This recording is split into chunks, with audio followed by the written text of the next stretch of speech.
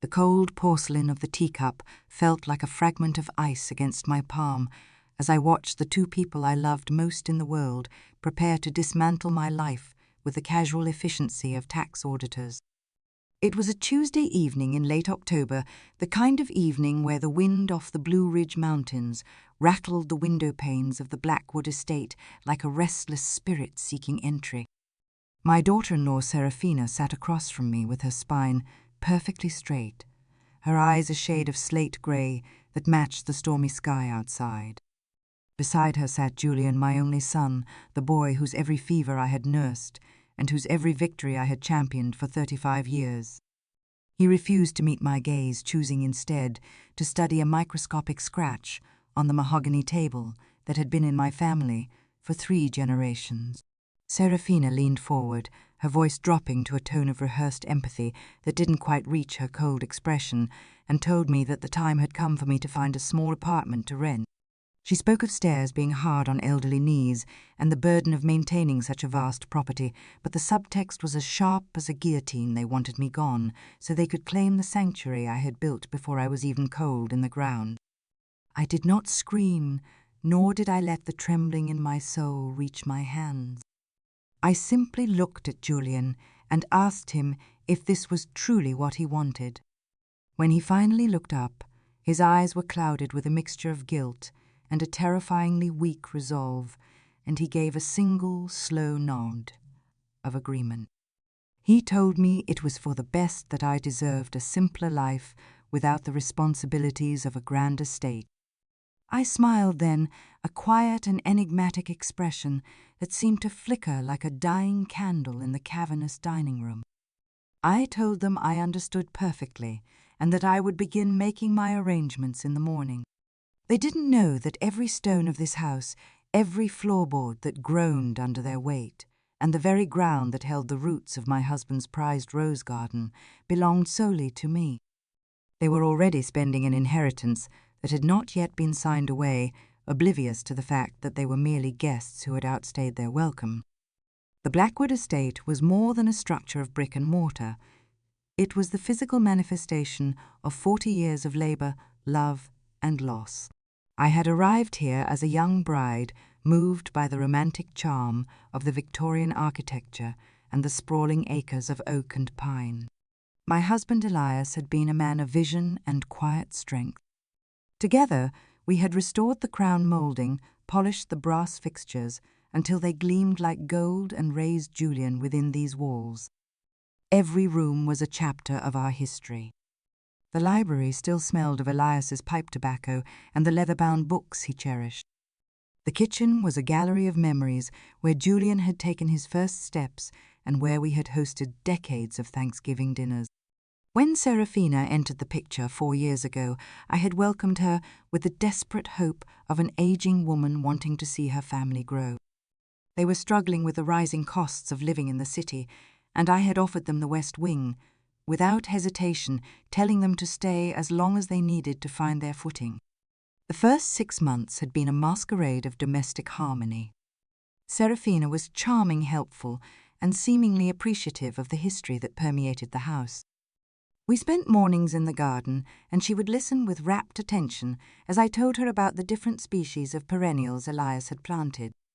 But the mask began to slip in small, almost imperceptible increments. It started with the kitchen. I would return from my morning walk to find my spices rearranged into a sterile alphabetical order that made no sense to a woman who cooked by intuition. Then came the curtains. The hand-stitched lace that my mother had made was replaced by heavy modern drapes in shades of oppressive grey. When I gently mentioned that the house felt a bit darker, Serafina would simply offer a thin smile and say that she was bringing the estate into the 21st century.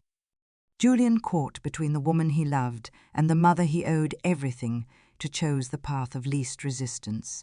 He told me I was being particular, that I was too set in my ways, and that I should be grateful for Serafina's energy. As the months turned into years, the psychological erosion intensified. I found myself retreating to my suite as if I were a boarder in a stranger's house. I stopped playing the piano in the parlour, because Serafina complained that the sound distracted her from her remote marketing work. I stopped inviting my friends over for tea because she would sigh with dramatic exhaustion whenever she had to move her laptop from the dining table. I became a ghost in the hallways of my own life. The whispers began about a year ago. I would pass by their closed door and hear fragments of conversations about market values, renovation costs, and senior living communities that offered specialized care. They weren't just waiting for me to move, they were planning to liquidate the very foundation of my existence. The real shift happened when Serafina's politeness developed a jagged edge. She no longer asked if I wanted dinner. She simply informed me that they were eating late and that I should probably make myself a sandwich. She began referring to the estate as our house in front of contractors and designers, her eyes flashing with a predatory gleam as she pointed out walls she wanted to knock down to create an open-concept layout. Julian followed her like a shadow, his own identity seemingly swallowed by her ambition. The Tuesday evening confrontation was merely the final act of a long gestating play. They thought they had won because I had played the part of the submissive aging widow so convincingly. That night, after the confrontation, I didn't sleep. I sat in the library surrounded by the ghosts of my past and pulled the hidden drawer in Elias's desk. Inside was the deed to the Blackwood estate, a document that bore only one name, Elena Vance. Elias had been a cautious man, a lawyer who understood that life was unpredictable. He had left everything to me in a way that was ironclad and unassailable. I had never added Julian's name to the title, despite his occasional hints over the years. Some primal instinct, a whisper from the very walls of this house, had stopped me. I realized then that I had not survived the loss of my husband and built a successful career in archival restoration, just to be discarded like a piece of obsolete machinery. The following morning I emerged from my room with a performance of quiet resignation. Serafina was in the kitchen, already scrolling through listings on her tablet. She didn't even look up when I entered. I told her that I had looked at some studio apartments in the downtown area and that I thought I might be able to move within 30 days. Her eyes brightened with a triumph she didn't bother to hide. She told me that 30 days was perfect because they wanted to start the renovations before the winter set in. Julian entered then, looking relieved that I wasn't making a scene. He kissed my cheek, a gesture that felt like a betrayal, and told me that I was making the right choice. I felt a surge of cold, calculated anger, but I kept my voice steady and soft. I spent the next several days documenting their behavior with meticulous precision. I purchased a small digital recorder and kept it in the pocket of my cardigan. I captured Serafina's conversations with her mother, where she mocked my attachment to the house and laughed about how easy it had been to guilt-trip me into leaving. I recorded her telling a contractor that they would be taking full possession by the end of the month and that they wanted the master suite gutted the moment I was out the door. The more I heard, the more the last vestiges of my guilt evaporated. I wasn't just defending a house, I was defending the integrity of my own life against people who viewed me as an inconvenience to be managed. On Friday, I took a long drive to the office of Marcus Thorne, an old friend and the most ruthless property attorney in North Carolina. Marcus had been Elias's partner, and he looked at me with a mixture of shock and fury as I explained the situation. He told me that what they were doing was a textbook case of attempted emotional coercion and that I had every legal right to evict them immediately. We spent hours going over the documentation, the deed, and the recordings I had made. Marcus advised me to be strategic. He told me that if I evicted them too hastily, they might try to claim I was suffering from diminished capacity. We needed to build a wall of legal protection that no one could breach. We drafted a formal 30-day notice to vacate the premises. It was a cold, clinical document that stripped away the illusion of their authority.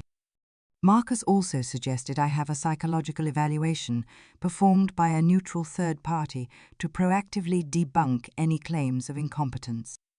I did so that very afternoon, passing with flying colours.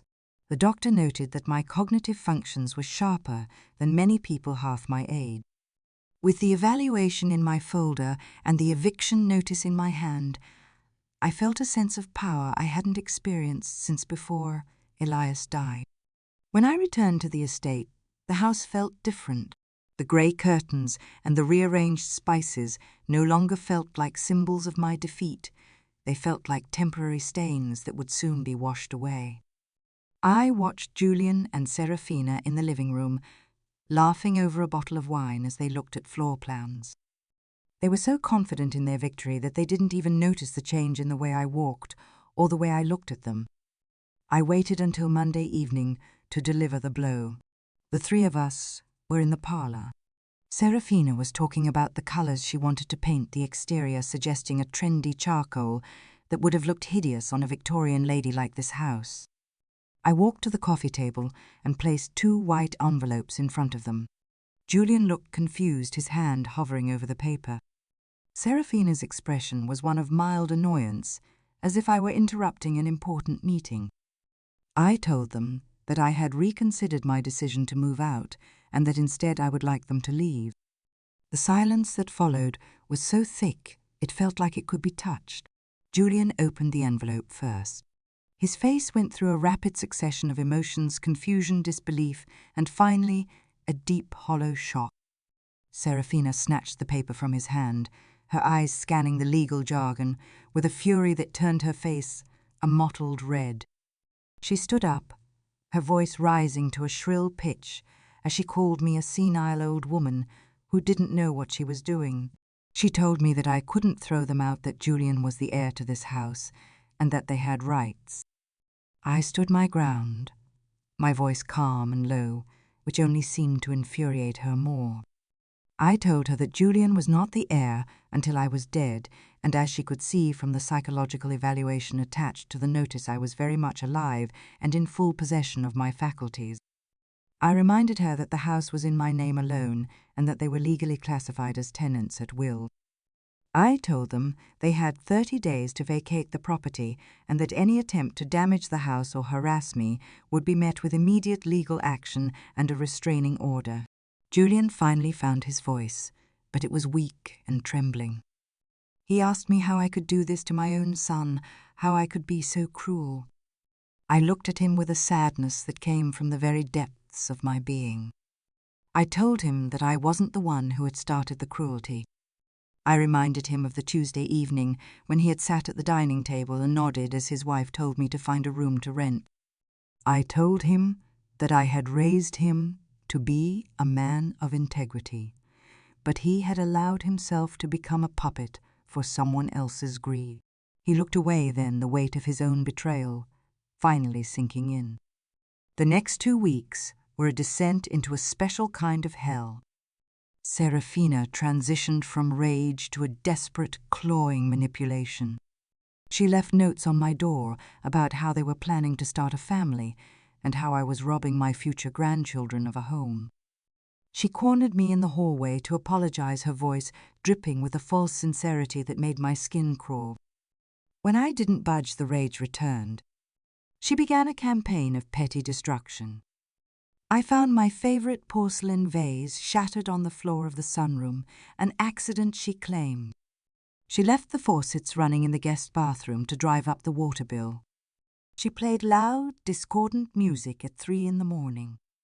I documented every single incident. I had security cameras installed in the common areas, a move that sent Serafina into a literal screaming fit about her privacy. I told her that if she didn't like the cameras, she was welcome to move out earlier. Marcus Thorne sent a stern letter to their legal representative, warning them that any further harassment would result in a lawsuit for elder abuse. That seemed to quiet them down, but the atmosphere in the house was thick with a palpable, poisonous hatred. One night, Julian came to my room alone. He looked like a ghost of the man he had once been. He sat on the edge of my bed and cried, telling me that he was caught in the middle and that he didn't know what to do. He told me that Serafina was threatening to leave him if he didn't find a way to keep the house. I looked at my son and saw the weakness, I had perhaps contributed to by sheltering him for too long. I told him that if his wife's love was contingent on him stealing his mother's home, then she didn't love him at all. I told him that he had to choose between a life of integrity or a life of being a footnote in Serafina's ambitions. He left my room without a word, and for the first time in my life, I didn't go after him to comfort him. On the 25th day, the real explosion occurred. Serafina had been on the phone with her mother, and I could hear her through the vents, her voice a screech of pure vitriol. She was talking about how she was going to call the authorities and claim that I had threatened her with a knife. My heart hammered against my ribs, but I remained calm. I went to the living room where she was standing and told her that I had heard every word of her conversation and that it had been recorded on the house security system. I told her that if she made a false police report, I would prosecute her to the fullest extent of the law. She lunged toward me then, her eyes wide with a terrifying insanity. Julian grabbed her just in time, pulling her back as she shrieked insults that I won't repeat. He looked at me with a profound soul, deep exhaustion, and told me that they would be out by the morning. He finally saw her for what she was, a predator whose mask had been torn away to reveal a hollow, desperate greed. They spent the entire night packing the sound of slamming drawers and dragging boxes, echoing through the house like the dying breaths of a monster. In the morning, the driveway was filled with their things. They didn't have a plan, and they didn't have a place to go, but that was no longer my concern. Serafina stood by the car, her face a mask of cold fury. She told me that I would die alone in this house, and that no one would care when the walls finally closed in on me. I looked at her and felt nothing but a profound sense of pity.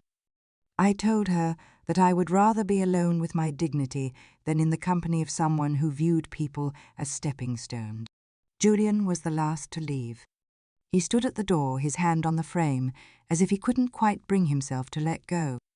He apologized again, his voice a whisper. I told him that I loved him, but that love required respect, and until he could find his own strength, there was no place for him here. He walked down the steps, and I closed the heavy oak door, turning the deadbolt, with a finality that resonated through my very bone. The silence that followed was not the oppressive silence of the last 3 years. It was a peaceful, expansive silence. I walked through the house room by room, reclaiming the space. I pulled down the heavy grey drapes and let the morning sun flood the parlour. I moved my spices back into their familiar, chaotic order.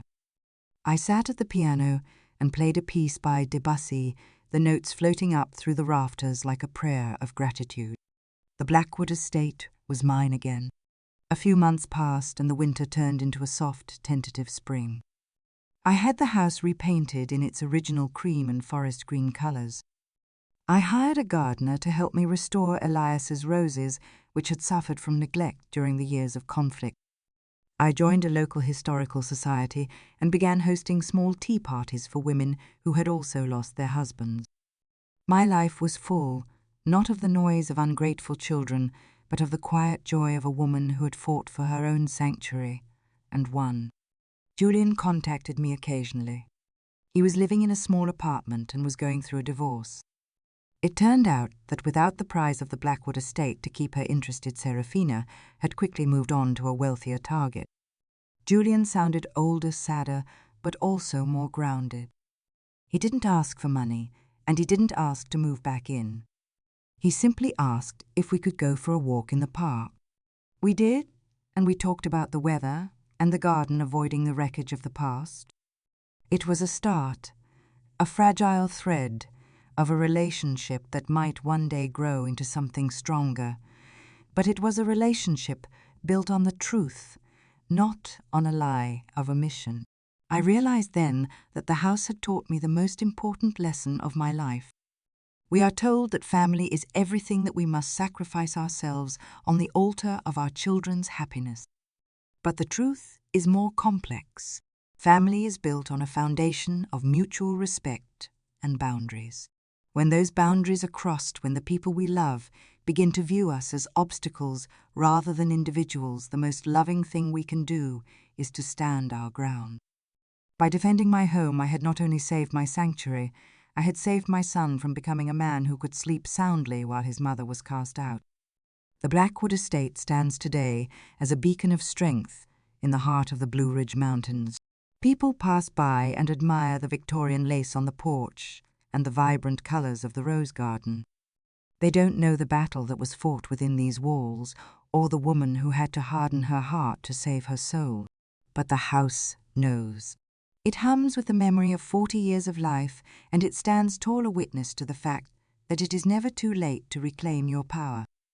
What would you have done if the people you trusted most tried to take the ground from under your feet? Would you have let the guilt of a mother's love blind you to the reality of their greed, or would you have fought for the right to grow old with dignity we teach people how to treat us, and sometimes that lesson requires a sharp, painful boundary. My home is my sanctuary once again, and in the quiet of the evening, as the sun sets behind the mountains, I know that I made the right choice. I am not alone. I am surrounded by the memories of a life lived with integrity, and that is more than enough. The lessons we learn in the sunset of our lives are often the hardest, but they are also the most profound. I learned that my value is not defined by my utility to others, but by my own sense of self-worth.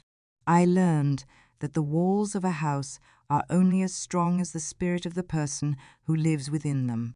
And most importantly, I learned that true peace comes not from the absence of conflict, but from the courage to face it and the wisdom to survive it. The house on Willow Creek Lane is silent tonight, but it is a silence full of life, full of history, and full of the unwavering strength of a woman who refused to be forgotten. I look back at the Tuesday evening when it all began, and I no longer feel the coldness of the teacup or the sting of the betrayal. I feel the warmth of the sun on my face in the garden and the solid weight of the deed in my hand. I am Elena Vance, the mistress of the Blackwood estate, and I am exactly where I am supposed to be. To anyone listening to my story, I hope you find the strength to protect your own sanctuary, whatever that may be. Do not let the shadows of others dim the light of your own life. Stand firm, set your boundaries, and remember that your dignity is a treasure that no one has the right to take from you. As the years continue to pass, the house remains my constant companion. Julian and I have found a rhythm that works for us, a careful dance of reconnection that respects the space I have claimed. He has become a man I can be proud of again, a man who understands the value of a home and the importance of the woman who built it. Serafina is a fading memory, a cautionary tale of what happens when greed and ambition are left unchecked. The Blackwood estate continues to bloom a testament to the enduring power of the human spirit and the sacredness of the place we call home. There is a certain beauty in the quiet moments of the evening when the house settles into itself and the wind whispers through the oak. In those moments I feel the presence of Elias not as a ghost, but as a guiding force that reminds me of the love we shared and the legacy we built. I am at peace with my choices, at peace with my past, and at peace with the future that awaits me within these walls. My house is mine, my life is mine, and the victory I have won is not just for myself, but for every woman who has ever been told that her time has passed. My time is now, and it is more beautiful than I ever imagined it could be. The legacy of a home is not just in its architecture or its history, it is in the strength of the people who inhabit it. The Blackwood estate is a living entity, a participant in the drama of our lives, and it has stood the test of time and betrayal. It is a place of refuge, a place of growth, and a place of unwavering truth. As I look out over the mountains, I am struck by the realization that our lives are like the seasons, always changing, always evolving, but always anchored by the roots we have planted. My roots are deep, my spirit is strong, and my home is finally truly at rest. I hope my story serves as a reminder that we are the masters of our own destiny. No matter how old we are or how many obstacles we face, we have the power to define our own lives and to protect the things that matter most. Do not be afraid to stand up for yourself, to set firm boundaries, and to fight for the dignity you deserve. Your home is your sanctuary, your heart is your guide, and your life is a gift that is yours alone to cherish. Thank you for listening to my journey, and may you find the strength to reclaim your own story. The final lesson of the Blackwood Estate is one of resilience. It is the understanding that we can be broken and still remain whole, that we can be betrayed and still find the capacity for forgiveness, and that we can be alone without ever being lonely. My house is full of the echoes of the past, but it is also full of the promise of the future. I am a woman of history, a woman of strength, and a woman who knows the true meaning of home. And in the end, that is all that matters. The twilight descends upon the mountains, painting the sky in shades of violet and gold. I turn away from the window and walk through the quiet hallways, the floorboards offering a familiar, comforting greeting. I stop at the portrait of Elias in the library and offer a quiet smile, a silent acknowledgement of the path I have traveled. I go to the kitchen and prepare a simple meal, the aromas of herbs and garlic, filling the air with a sense of domestic bliss. I am Elena Vance, and I am home. The story of the Blackwood Estate is a story of a woman who refused to be a victim, who chose instead to be the architect of her own survival. It is a story of the power of truth and the importance of integrity. It is a story that I will carry with me for the rest of my days, a story of a house that became a sanctuary and a woman who became a legend in her own life. And as the stars begin to twinkle in the night sky, I know that the Blackwood Estate will continue to stand a silent guardian of the memories and the strength that define my existence. My house is quiet, but it is a silence that is alive with the resonance of a life well lived. I am at peace, I am at home, and I am free. This is the end of my story, but it is also a new beginning, a testament to the enduring power of the human spirit and the sacredness of the place we call home. May you find your own sanctuary, and may you have the courage to protect it with every ounce of your being.